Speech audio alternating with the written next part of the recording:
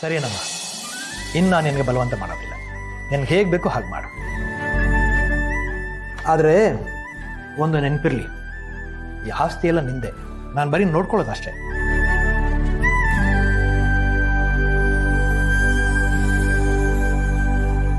ಲಕ್ಷ್ಮಿ, ನೀವು ಇಷ್ಟೊಂದು ನಂಬಿಕೆಯಿಂದ ಮಾತಾಡೋದು ನೋಡಿದ್ರೆ ನೀವು ಲಕ್ಷ್ಮೀ ನಿವಾಸನ ಆದಷ್ಟು ಬೇಗ ಕಟ್ತೀರಾ ಅನ್ನೋ ನಂಬಿಕೆ ನನಗೆ ತುಂಬ ಗಟ್ಟಿ ಆಗ್ತಾ ಇದೆ.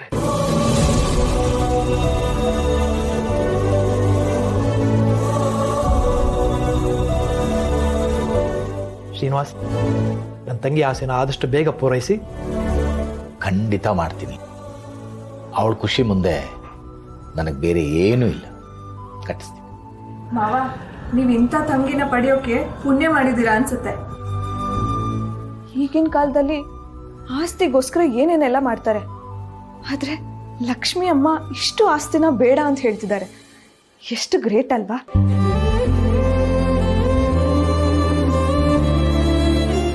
ನಮ್ಮತ್ತೆ ಯಾವತ್ತೂ ಆಸ್ತಿಗೆಲ್ಲ ಆಸೆ ಪಟ್ಟವ್ರಲ್ಲ ತನು. ಯಾವತ್ತೂ ಅವರು ಎಲ್ಲರಿಂದನೂ ಪ್ರೀತಿ ವಿಶ್ವಾಸ ಮಾತ್ರ ಬಯಸ್ತಾರೆ. ಹಾಗೊಂದು ವೇಳೆ ಆಸ್ತಿಗೆಲ್ಲ ಆಸೆ ಪಡೋರಾಗಿದ್ದಿದ್ರೆ ಇವತ್ತು ಹೇಗಿರ್ತಿರ್ಲಿಲ್ಲ. ಹಾಗಂತ ಅವರೆಲ್ಲ ಕಳ್ಕೊಂಡವ್ರೆ ಅಂತ ಅಲ್ಲ. ಅವರು ಆಸ್ತಿನ ದುಡ್ಡನ್ನ ಕಳ್ಕೊಂಡಿರ್ಬೋದು, ಆದರೆ ಅದಕ್ಕಿಂತ ಬೆಲೆ ಬಾಳೋ ಪ್ರೀತಿನ ಸಂಪಾದಿಸ್ಕೊಂಡವ್ರೆ. ಅದೇ ಅವ್ರ ದೊಡ್ಡ ಶಕ್ತಿ.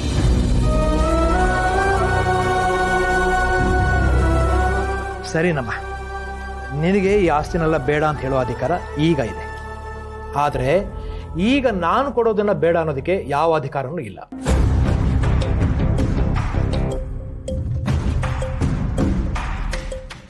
ಏನಣ್ಣ ಅದು? ನಿನ್ನ ಮದುವೆಗೋಸ್ಕರ ಮಾಡಿಟ್ಟ ಒಡವೆಗಳಮ್ಮ.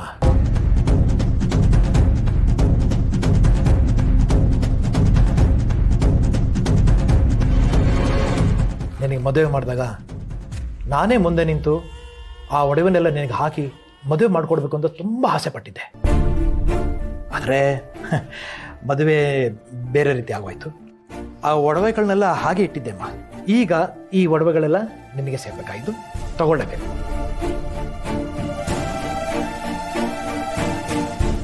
ಮತ್ತೆ ಏನು ಯೋಚನೆ ಮಾಡ್ತಾ ಇದ್ದೀರಾ? ತಗೊಳ್ಳಿ.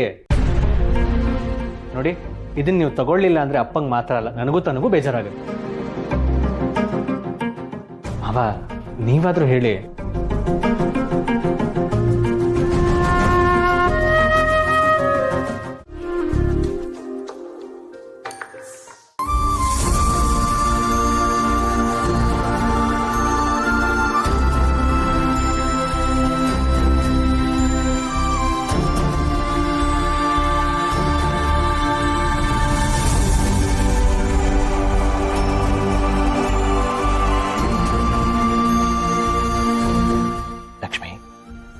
ನಿನಗೇನೇ ಸಹಾಯ ಬೇಕು ಅಂದ್ರು ನಿಮ್ಮ ಅಣ್ಣ ಇದ್ದಾನವ, ಮರಿಬೇಡ.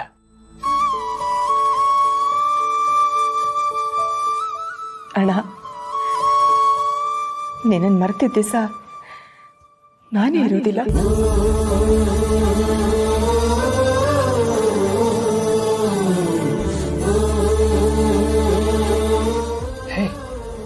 ಇಂಥ ಸಂತೋಷ ಸಮಯದಲ್ಲಿ ಈ ಥರ ಎಲ್ಲ ಮಾತಾಡಬಾರ್ದು.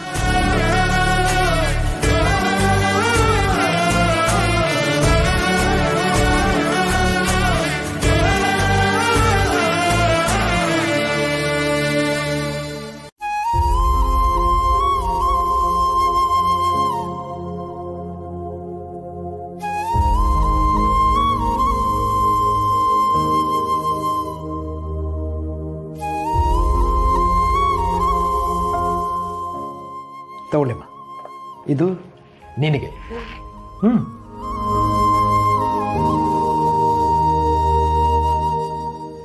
ಇದು ನಿನಗೆ, ತಗೋ.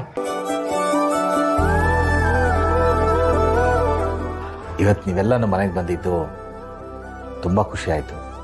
ಲಕ್ಷ್ಮಿ ಇಷ್ಟು ಖುಷಿಯಾಗಿದ್ದಾಳೆ ಅಂದರೆ ಅದಕ್ಕೆ ನೀವೇ ಕಾರಣ. ಇವಳು ನನ್ನ ತಂಗಿ. ಇವಳು ಸಂತೋಷ ಅಲ್ಲದೆ ನನಗಿನ್ನೇನು ಬೇಕು ಹೇಳಿ? ಹಾಗೆ ನೋಡಿದ್ರೆ ಇವಳಿಗೆ ನಾನು ಬರೀ ನೋವಷ್ಟೇ ಕೊಟ್ಟಿದ್ದೀನಿ. ಸಂತೋಷ ಕೊಟ್ಟಿರೋದೆಲ್ಲ ನೀವೇ. ಎಲ್ಲಿ ಇವಳು ಬದುಕು ಹಾಳಾಗ್ಬಿಡುತ್ತೋ ಅಂತ ಅನ್ಕೊಂಡಿದ್ದೆ. ಆದ್ರೆ ನೀವು ಇವಳಿಗೆ ನೋವು ಕೊಡದೆ ಜೀವನದಲ್ಲಿ ಬರೀ ಸಂತೋಷನೇ ಕೊಟ್ಟಿದ್ದೀರಿ, ಸುಖ ಕೊಟ್ಟಿದ್ದೀರಿ. ಅದಕ್ಕೆ ನಾನು ನಿಮಗೆ ಋಣಿ ಆಗಿರ್ಬೇಕು.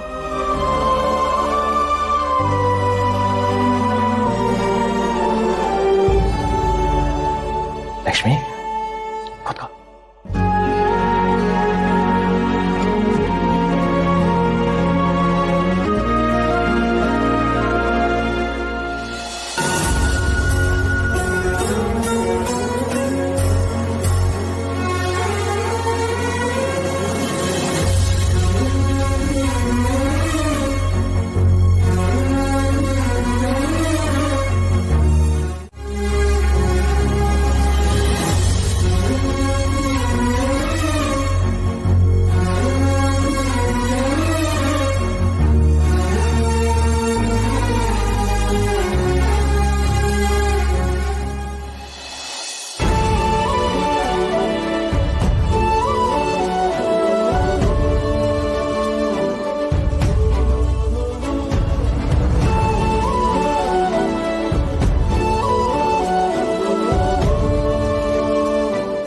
ಬರ್ತೀನಮ್ಮ.